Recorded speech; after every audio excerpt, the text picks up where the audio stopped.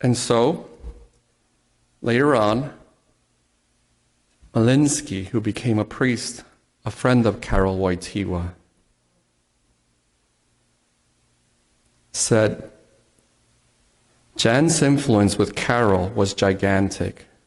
I can safely say that if it wasn't for him, neither Wojtyła nor I would have become priests. Later on, St. Paul II would write in 1949, this man was not a fiction or a symbol, but a real living person. His name was Tyranowski, Jan Tyranowski. He lived in Krakow, in Dybniki, at 15 Rosana Street. He was born in 1900 and died in March 1947. His family was a typical suburban middle class. It is worth noting that Jan's demeanor, for example, the way he wore his watch, his expressions, all of the many details that reflect the social environment were totally consistent with that environment. The entire difference was hidden within him. And it was from within that all his external habits obtained their particular character.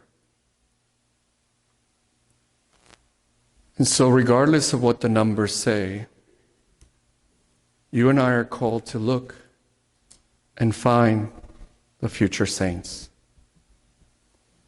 And if Jan was able to do it through illness, through persecution, through the Great War, then our situation, as difficult as we sometimes like to paint it, God can work miracles through any one of us in ways that we have yet to imagine. We may not be able to see at times what God will do with a particular teenager.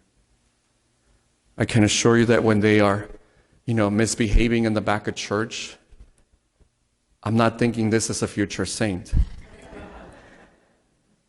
But God can do wonders. And so, you've been invited into relationship with young people.